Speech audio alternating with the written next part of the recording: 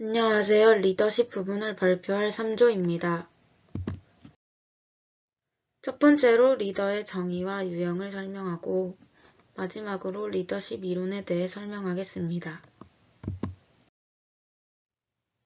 리더란 사람들에게 복종, 확신, 존경, 협동 등의 방법으로 사람들이 목표를 이룰 수 있도록 영향을 주고 지휘할 수 있는 기술이며 한 개인의 다른 구성원에게 이미 설정된 목표를 향해 정진하도록 영향력을 행사하는 과정이라고 할 수 있습니다. 유형으로는 두 가지 유형의 리더가 있는데 첫 번째는 공식적 리더, 두 번째는 비공식적 리더입니다. 공식적 리더는 보통 조직 내에서의 지위에 따른 영향력을 행사하는 관리자를 말합니다.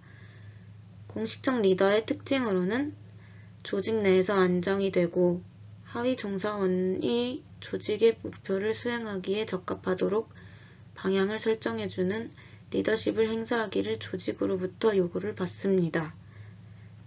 비공식적 리더는 조직 안에서 지위에 따른 관리 기능을 수행하지는 않지만 상급자, 동료, 하위 종사자들에게 인정을 받는 자를 말합니다. 즉, 조직 내에서 경력이 오래된 종사원, 기술력이 뛰어난 종사원 등이 비공식적 리더가 될 수 있습니다.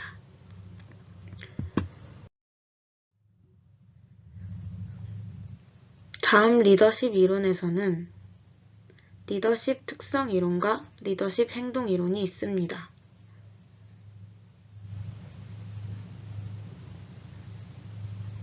리더십 특성 이론은 리더십을 발휘하는 데 필요한 개인적 특성에 초점을 맞춘 것으로 리더의 지적 능력, 인상, 열의, 자신감, 업무 추진력, 성취 욕구, 창의성, 협동심, 유연성, 사회 친화력, 대인관계 기술, 어휘 사용 능력 등에서 타인에 비해 남다른 능력이 있거나 우수하다고 타고난 특성을 말합니다. 장점으로는 리더의 특정 업무 관련 능력, 사회적 특성이 성공 요인으로 작용하고 단점으로는 조직 내부, 외부의 여러 요인과 어떻게 상호작용을 하는지를 고려하지 않으면 한계가 있다는 단점이 있습니다.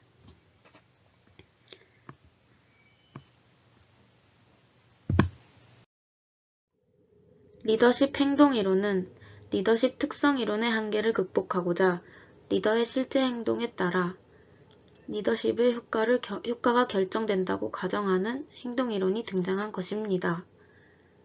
리더십 행동 이론은 리더의 행동이 과업에 초점을 두는가 혹은 사람에 초점을 두는가를 기준으로 하여 대학 기관에서 연구되었고 이들 이론을 발전시킨 블레이크와 뉴턴의 관리 격자 이론이 있습니다.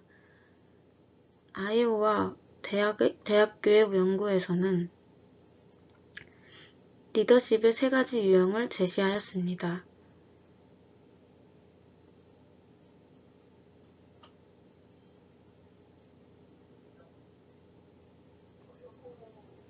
첫 번째 전체적 리더, 두 번째 민주적 리더, 마지막으로 자유방임적 리더입니다. 전체적 리더란 전반적으로 독단적 의사결정 및 명령 통제에 중점을 두는 유형으로 조직이 위기 상황이거나 선택의 여지가 없는 상황인 경우 효과적으로 쓰일 수 있는 리더십입니다. 장점으로는 즉각적인 결정이 필요할 때 선호하는 리더십 유형이고 단점으로는 의사결정을 할 때 다른 사람들에게서 유용한 정보를 얻을 수 없다는 것이 단점입니다. 민주적 리더란 종사원의 만족을 중요시하고 목표 설정, 의사결정에 종사원이 참여하는 것을 존중하는 유형으로 관리자가 단독으로 의사결정을 하지 않고 다수결의 원칙으로 따르는 유형입니다. 장점으로는 민주적 원칙을 효과적으로 사용하면 최선의 의사결정을 내릴 수 있고 결과의 성공률을 높일 수 있습니다. 또 종사원의 자아 실현 욕구를 충족시킬 수 있습니다. 단점으로는 많은 시간이 필요로 하고 어떤 의견에 대해 반대하는 사람은 그에 따른 행동을 취하는 것을 기피할 수 있습니다. 자유방임적 리더란 리더가 업무에 필요한 정보와 자원을 제공할 뿐 직접적으로 종사원에게 지시나 명령을 내리지 않고 최소한의 조직 활동에만 참여하므로 종사원에서 자유를 주고 스스로 문제를 해결하도록 하는 유형입니다. 단점으로는 종사원이 자율적으로 자제할 의욕과 능력을 갖추지 못한 경우 조직의 통제와 조정이 어려워질 수 있습니다.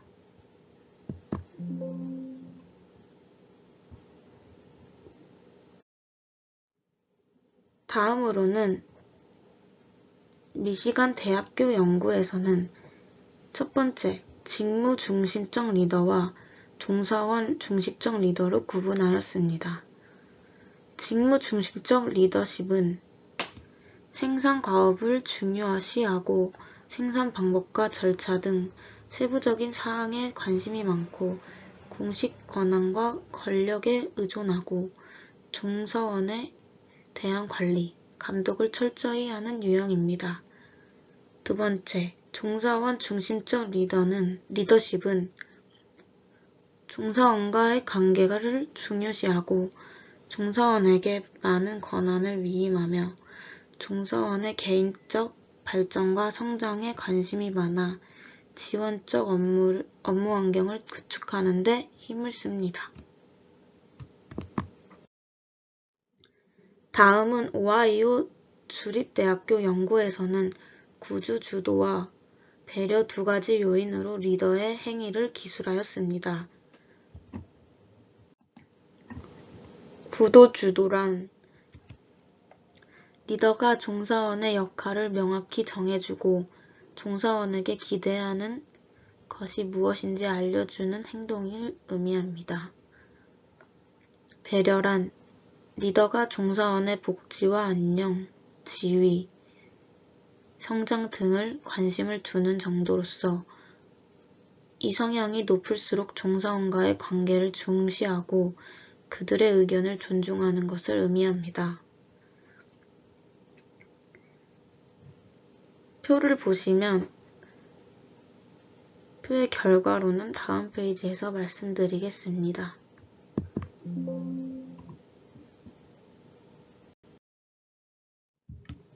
구조와 배려의 네 가지 유형의 결과로는 1형은 고구조 주도와 저배려로 철저한 직무 수행과 종사원들에 대한 관심이 높은 리더의 유형입니다.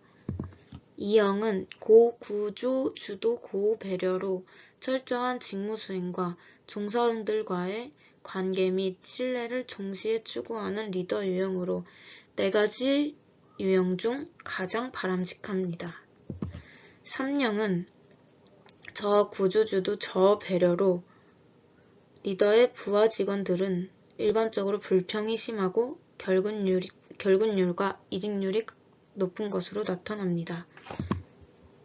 4형은 저구조주도 고배려로 나타나고 있습니다.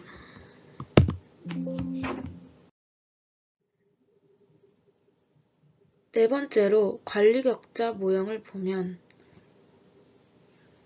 오하이오 대학에서 연구한 리더십 모형에서 제안한 네 가지 리더십 유형을 더욱더 세분화해서 과업과 인간에 대한 관심도를 각 축으로 9등급으로 나뉘어 총 81개의 리더십 유형으로 제시했는데 무관심형, 과업형, 침묵형, 중도형, 팀형이며 이 중 침묵형이란 과업에는 무관심하고 인간에 대해 관심은 매우 높은 리더로서 쾌적하고 우호적인 조직 환경에 적합한 리더십입니다.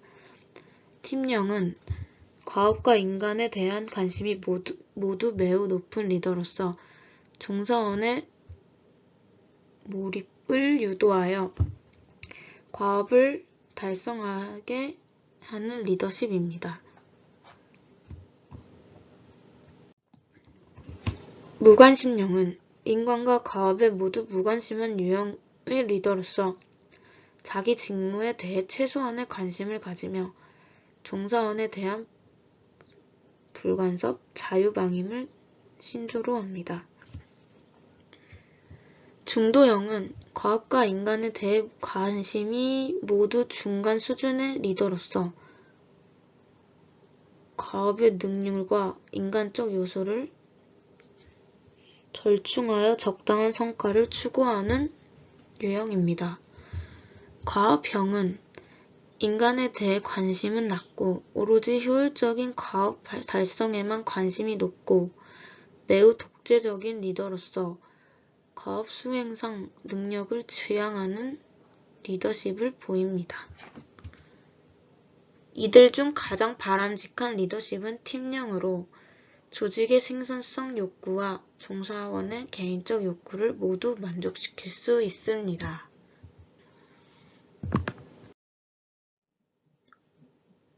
리더십 유형 세 번째는 리더십 상황 이론인 피들러의 상황 모형에 대해 말씀드리겠습니다. 피들러의 상황 모형은 리더의 동기체제와 상황에 영향을 받는데 리더와 종업원의 관계, 과업 구조, 리더의 지휘 권력으로 세 가지의 변수가 있습니다.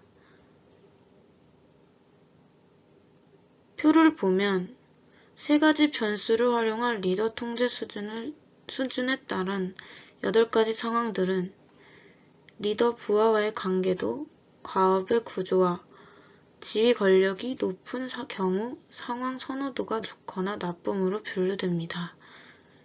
과업 지향적 리더는 비교적 단순하고 관계 지향적 리더는 상대적으로 단순하지 않은 리더입니다. 즉, 상황 선호도가 나쁘거나 좋은 경우 과업 지향적 리더가 효과적이고 상황 선호도가 중간 정도인 비교적 복잡한 상황에서는 관계 지향적 리더가 효과적입니다.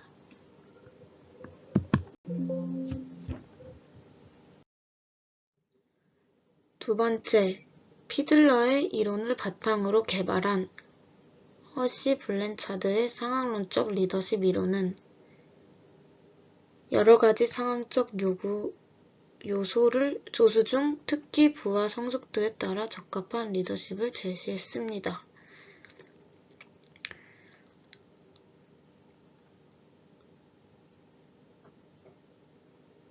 표를 보면 과업 지향적 행동, 관계 지향적 행동, 부하의 성숙도를 상황 요인으로 추가하여 리더십 4가지 유형으로 분류하였습니다.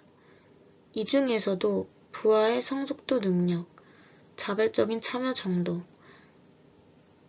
자신감에 따라 4가지 수준으로 구분하였고 적합한 리더십을 발휘해야 한다고 강조하였습니다.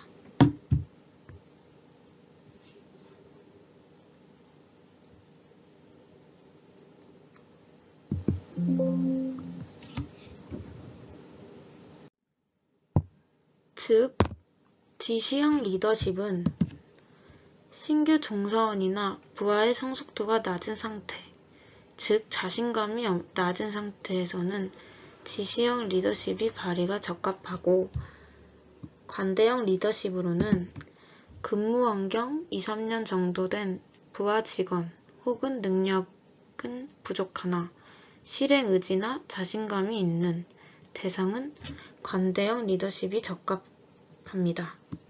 참여형 리더십은 근무 환경이 4-5년 정도 지나면 부하의 업무 수행 능력은 높아지는 반면 근로의욕은 저하되기 쉬운 상대는 참여형 리더십이 적합합니다.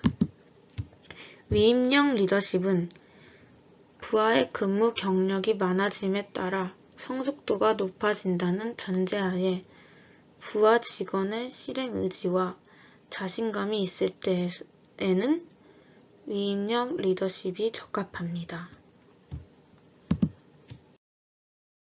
감사합니다.